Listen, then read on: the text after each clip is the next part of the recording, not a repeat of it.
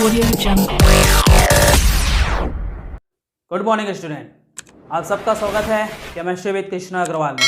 और आज के क्लास में हम पढ़ने वाले हैं ऑक्सीजन युक्त बहुत ही महत्वपूर्ण कार्बनिक यौगिक के बारे में, जिसमें कार्बन के साथ ऑक्सीजन डबल बॉन्ड के फॉर्म में जुड़े होते हैं ऐसे यौगिक जिसको कहा जाता है कार्बोनिल यौगिक। आइए स्टार्ट करते हैं। सबसे पहले आज के क्लास में हम क्या पढ़ने वाले हैं ये देख लेते हैं। हम पढ़ने वाले हैं जनरल इंट्रोडक्शन देखेंगे। सेकेंड हम देखेंगे इसी में नोमेनक्लेचर, बहुत ही इंपॉर्टेंट टॉपिक है ऑर्गेनिक केमिस्ट्री का, जिसको स्टार्टिंग से आप पढ़ सकते हो। आज के क्लास के बाद मेरे को लगता है कि आपको कार्बोनिल यौगिक के जितने भी डाउट्स होंगे वो क्रिस्टल क्लियर हो जाएंगे। देखते हैं, सबसे पहले हमारा जो वर्ड आया था कार्बोनिल ग्रुप का, कौन सा शब्द आया था जी हमारे पास? Carbonyl group. अब ये कार्बोनिल ग्रुप होता क्या है, स्टार्ट देखते हैं। कार्बोनिल ग्रुप जिसमें कार्बन होते हैं और ऑक्सीजन होते हैं। कार्बन के बीच में ऑक्सीजन कौन से फॉर्म में होता है? डबल बॉन्ड फॉर्म में होता है। ठीक है, अब ये हमारा उसका क्या हो गया? स्ट्रक्चर हो गया। यहाँ भी कुछ जुड़ेगा और यहाँ भी कुछ आगे जुड़ेगा, तो हम यहाँ क्या जोड़ सकते हैं, यहाँ क्या जोड़ सकते हैं जी? चलिए देखते हैं। हम जोड़ सकते हैं, दोनों में हाइड्रोजन जोड़ा जा सकता है, एल्किल जोड़ा जा सकता है या एरिल्स जोड़ा जा सकता है। मतलब हाइड्रोजन क्यों जोड़ा जा सकता है, इसको याद रखिएगा, क्योंकि अपने को सिंगल बॉन्ड फॉर्म करना है। मतलब कार्बन जो भी कंपाउंड यहाँ पे जोड़ेगा उसका वैलेंसी भी एक होना चाहिए जो सिंगल बॉन्ड फॉर्म करेगा। जैसे कि हमारे पास ये हाइड्रोजन हो गया। आर का मतलब क्या कर सकते हैं अपन? जितने भी एल्किल्स हैं।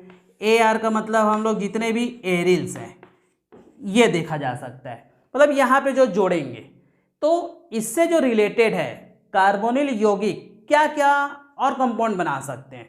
जैसे कि एग्जांपल के लिए अपन देख सकते हैं, जैसे मान लेते हैं अपने पास क्या बन जाता है इसी कार्बोनिल यौगिक में? एल्डिहाइड। आप लोग का सिलेबस का सबसे इंपॉर्टेंट चैप्टर है ये एल्डिहाइड। उसके बाद क्या बना सकता है जी? ये कीटोन्स बना सकता है। यही बना सकता है कार्बोक्सिलिक एसिड। यही क्या बना सकता है? Carboxylic acid. और मजेदार चीज क्या है इसमें? कार्बोक्सिलिक एसिड के साथ साथ इसी के चैप्टर में हम पढ़ने वाले हैं इसके डेरिवेटिव्स, इसके जितने भी व्युत्पन्न हैं, कार्बोक्सिलिक एसिड के व्युत्पन्न, उसको ही पढ़ेंगे अपन। ठीक है, जैसे कि देखिए एल्डिहाइड है, कीटोन है, कार्बोक्सिलिक है, इसको ध्यान दीजिएगा। जैसे कि एल्डिहाइड को हम लोग जनरली सब जानते हैं क्या उसका क्रियात्मक समूह होता है? Bond CHO। कीटोन का क्या होगा? RC double bond O and R। Carboxylic का क्या होगा? अगर R जोड़ते हैं हम लोग COOH। बेसिकली ये सब हम लोग जानते हैं। CH हो तो हम लोग समझ जाते हैं कि एल्डिहाइड है। अगर दो एल्किल ग्रुप के बीच में CO है तो भी हम लोग समझ जाते हैं कि कीटोन है। और COOH है तो भी हम समझ जाते हैं कि क्या है? वो कार्बोक्सिलिक एसिड है। लेकिन ये होता कैसे है, ये बनेगा कैसे, ये हम देखने वाले हैं। तो आइए आपको मैं ये बताने वाला हूँ एक चार्ट के माध्यम से। तो सबसे पहले डिटेल में क्या करना है अपने को? एल्डिहाइड के बारे में जानते हैं। जो एल्डिहाइड्स होते हैं तो सबसे पहला एल्डिहाइड्स का जो फॉर्मूला होता है बॉन्ड CHO। इसका जो स्ट्रक्चर देखेंगे, ध्यान से देखते जाइएगा। इसका जो स्ट्रक्चर होता है कार्बन, ऑक्सीजन और ये हाइड्रोजन, और ये जो ग्रुप, ये वाला जो खाली जगह दिखाई दे रहा है ना आपको, ये यहाँ पे हम क्या क्या लिख सकते हैं जी? यहाँ पे हाइड्रोजन दे सकते हैं, एल्किल दे सकते हैं और एरिल्स देख सकते हैं। ठीक है, लेकिन इंपॉर्टेंट चीज हमारा क्या है? ये क्रियात्मक समूह है। ये हमारा क्रियात्मक समूह किसको रिप्रेजेंट कर रहा है? एल्डिहाइड को। जैसे यहां से हम लोग क्या क्या तैयार कर सकते हैं? HCHO formaldehyde. सेकेंड में अगर हम लोग हाइड्रोजन के जगह में एल्किल लगाते हैं तो क्या हो जाएगा? फॉर एग्जांपल सीधा मैं यहाँ पे फॉर एग्जांपल लिख देता हूँ CH3CHO एसिटेल्डिहाइड। और अगर हम लोग एरोमेटिक यूज कर सकते हैं तो ये क्या हो जाएगा? C6H5CHO फॉर्मेल्डिहाइड, एसिटेल्डिहाइड और बेंजेल्डिहाइड। तो ये हमारा कॉमन चीज क्या है? ये CHO जो ग्रुप दिखाई दे रहा है कार्बोनिल समूह में हाइड्रोजन वहाँ पे अगर अपन रखते हैं तो ये क्या हो जाता है, हमारा एल्डिहाइड ग्रुप बनता है। ठीक है, तो इसका अपन नाम क्या लिख सकते हैं, फॉर्मेल्डिहाइड। जब अपन नॉमेनक्लेचर में जाएंगे तो बहुत अच्छे से इसको क्लियर करेंगे। ये हो जाता है हमारा एसिटाल्डिहाइड और ये हो जाता है बेंजल्डिहाइड। ये क्या हो गया हमारा, बेंजल्डिहाइड। ठीक है, तो इंपॉर्टेंट चीज CHO, मैं बार बार उसी को इसलिए बोल रहा हूँ कि दिमाग में CHO आया तो सिर्फ एक ही क्रियात्मक समूह हमारे ध्यान में आना चाहिए कि वो एल्डिहाइड होगा। ठीक है, अब सेकेंड देखते हैं कीटोन के बारे में। किसके बारे में देखते हैं अपन, कीटोन्स। तो कीटोन्स में जो क्रियात्मक समूह होता है, याद रखिएगा, ये कार्बन ऑक्सीजन, मतलब कार्बन डबल बॉन्ड और ऑक्सीजन। तो यहाँ पे जो जगह खाली है यहाँ पे अपन क्या लिखेंगे, 2 एल्किल ग्रुप के साथ कार्बोनिल ग्रुप होंगे, तब ये क्या कहलाएगा, हमारा कीटोन कहलाएगा। जैसे ऐसा लिखा जा सकता है RC double bond O and R dash. ठीक है, तो ये हमारा ग्रुप कौन सा दिखाई दे रहा है, कौन सा दिखाई दे रहा है जी, ये है हमारा कीटोन। ये कीटोन लिखेंगे अपन। ठीक है, तो ये जो कीटोन है, अब इसमें ध्यान दीजिएगा, R के जगह में अपन लिख सकते हैं जैसे कि CH3 मान लेते हैं, दोनों R सेम होंगे और ये हमारा क्या हो गया, ऑक्सीजन। तो ये कहलाता है क्या, एसीटोन।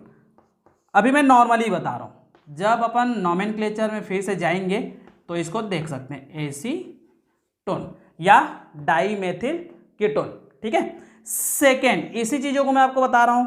अब एक एल्किल ग्रुप हो, एक एरोमेटिक ग्रुप हो, तो क्या कहलाएगा, CH3C6H5 C double bond O, तो एक एरोमेटिक कंपाउंड आ गया। तीसरा, अगर ये दोनों के दोनों एरोमेटिक हो तो क्या हो जाएगा, C6H5 C6H5 C double bond O। ठीक है, इन सब का नामकरण में बहुत ही इजी तरीके से आपको समझना है, इसको ध्यान देना है फार्मूला को। सबसे पहले अपन अभी क्या देखे, एल्डिहाइड, जिसमें ध्यान में आना चाहिए क्या, CHO जब आया तो वो क्या कहलाएगा, हमारा एल्डिहाइड। ठीक है, जब CO आएगा लेकिन R होना चाहिए, मतलब तो आपके पास क्या होना चाहिए, 2 एल्किल ग्रुप के बीच में अगर CO है तो वो क्या होगा, हमेशा कीटोन होगा। ठीक है, एसिटाल्डिहाइड और कीटोन के बाद हम देखेंगे कार्बोक्सिलिक एसिड के बारे में। आइए देखते हैं कार्बोक्सिलिक अम्ल, कार्बोक्सिलिक एसिड। तो कार्बोक्सिलिक एसिड नाम से ही आप लोग को समझ में आना चाहिए, जितने भी अम्ल होते हैं, जितने भी जनरली याद रखिएगा, ये कार्बोक्सिलिक अम्ल जो है वो वसी अम्ल कहलाते हैं। मतलब वसी अम्ल से ही इसको क्या किया जाता है, रिप्रेजेंट किया जाता है। इसके क्रियात्मक समूह को क्या कहा जाएगा, COOH। क्या कहा जाएगा, COOH। ये बॉन्डिंग होगा। यहाँ पे भी वही चीज, R एल्किल ग्रुप रख सकते हो, मतलब एरोमेटिक कंपाउंड भी रख सकते हो, हाइड्रोजन भी रख सकते हैं। ठीक है, चलिए इसके बारे में थोड़ा सा डिस्क्राइब करते हैं। यहां से इसको हम लोग स्ट्रक्चर के फॉर्म में कैसे लिख सकते हैं, यहां से हम इसको स्ट्रक्चर के फॉर्म में कैसे लिख सकते हैं, देखते जाइएगा। ये बॉन्ड हो गया, कार्बन ऑक्सीजन फिर OH, फिर से ये अपने को क्या दिखाई दिया, कार्बोनिल ग्रुप दिखाई दिया। लेकिन कार्बोनिल ग्रुप के साथ ये कौन सा ग्रुप जुड़ा हुआ है जी, हमारा OH। उसके बाद ये क्या किसको रिप्रेजेंट कर रहा है, ये कार्बोक्सिलिक को रिप्रेजेंट कर रहा है। ठीक है, तो ये जो एम्प्टी जगह दिखाई दे रहा है, यहां भी वही चीज जो मैं बताया, हाइड्रोजन लिख सकते हैं, एल्किल ग्रुप लिख सकते हैं और एरिल्स भी रख सकते हैं एरोमेटिक के लिए। ठीक है, तो यहां पे देखें, मान लेते हैं हम लोग हाइड्रोजन रखते हैं, तो यही मैं लिख के बता रहा हूं आपको। हाइड्रोजन है COOH, अगर R के जगह में फिर से वही चीज CH3 COOH, मैं आपको एग्जाम्पल साथ ही साथ बताते जा रहा हूं। उसके बाद C6H5 COOH। ठीक है, ये हमारा फॉर्मिक एसिड है, ये हमारा एसिटिक एसिड है और ये हमारा बेंजोइक एसिड है। यहां हम लोग क्या लिख सकते हैं, इसको फॉर्मिक अम्ल, फॉर्मिक एसिड। ये क्या कहलाएगा, हमारा एसिटिक एसिड, एसिटिक अम्ल। और ये क्या कहलाएगा, हमारा बेंजोइक एसिड। बेंजोइक अम्ल। ठीक है, बाकी चीज़ों को मैं बहुत ही अच्छे से जब हम नामकरण देखेंगे तो नामकरण, ये फॉर्मिक क्यों पढ़ा, एसिटिक क्यों पढ़ा, बेंजोइक क्यों पढ़ा, ये सब आपको नामकरण में पता चलेगा। ठीक है, अब आगे हम लोग देखने वाले हैं इसी के डेरिवेटिव, मतलब कार्बोक्सिलिक एसिड में कुछ पार्ट्स ऐसे होते हैं जिसको चेंज करने के बाद हम इसके क्या तैयार कर सकते हैं, व्युत्पन्न तैयार कर सकते हैं। जो भी क्रियात्मक समूह में कौन सा कहलाएगा हमारा, वो एसिड ग्रुप कहलाएगा। जैसे कि एग्जांपल देखते जाइए, मान लेते हैं हम लोग इसको फिर से लिखते हैं, यहाँ पे ध्यान देते जाएंगे ना, ये बॉन्ड हो गया C double bond O and OH। अब यहाँ पे स्टार्ट होगा हमारा इसी का डेरिवेटिव्स। ठीक है, इसी का जो व्युत्पन्न है वो स्टार्ट होगा। व्युत्पन्न कैसे बनेगा, व्युत्पन्न नाम से ही समझ में आ रहा है, मूल से एक नया तैयार होना है। तो ये जो OH समूह है, इस OH समूह को क्या करता है, कोई दूसरा समूह इसको रिप्लेस करेगा। ठीक है, कुछ मैटर्स होते हैं जिससे वो रिप्लेस करेगा, तो उससे क्या क्या तैयार होगा, देखिए उससे 4 प्रकार के अलग अलग समूह वाले यौगिक का निर्माण होगा। मैं 4 पहले से एरो का निशान इससे लगाया हूँ कि आपको समझ में आना चाहिए कि इसके 4 प्रकार अलग अलग तैयार होंगे। सबसे पहले कौन सा तैयार होगा, OH को हम लोग रिप्लेस करते हैं किसके थ्रू, सबसे पहले यहाँ पे किसके थ्रू कर देते हैं, हाइड्रोजन्स के थ्रू। Cl के बजाय इसको हम लोग हाइड्रोजन लिखेंगे तो ज़्यादा सही रहेगा। ठीक है, तो देखिए bond C double bond O, OH को रिप्लेस किए, हाइड्रोजन लगा दिए, तो ये बन जाता है, ये हमारा ग्रुप कौन सा कहलाएगा, एसिल, और ये हो गया हमारा हाइलाइट, तो एसिल का हाइलाइट। ठीक है, तो ये पहला, थोड़ा सा एरो को और आगे लेते हैं ना।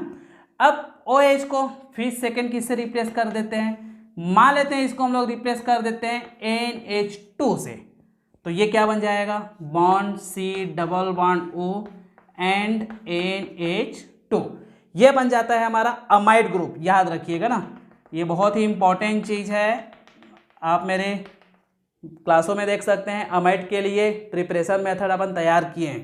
तो ये हो जाता है अमाइड। अब नेक्स्ट बहुत ही इंपॉर्टेंट चीज़ है, तीसरा, अगर हम इसको रिप्लेस करते हैं OR डैश से, ध्यान देंगे, तो ये बन जाता है C double bond O and OR dash, इसको कहा जाता है एस्टर।